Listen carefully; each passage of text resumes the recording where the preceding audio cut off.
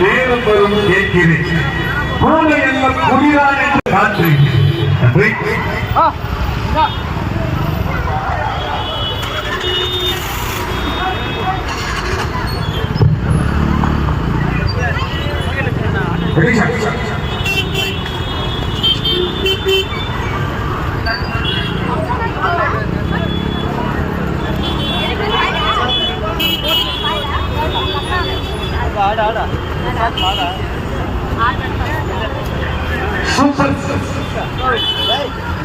ஒரு மைனா குருவி என்ற பாடல். அதற்கு முன்பாக சூப்பர் ஸ்டார் யார் என்று கேட்டால் சனோ.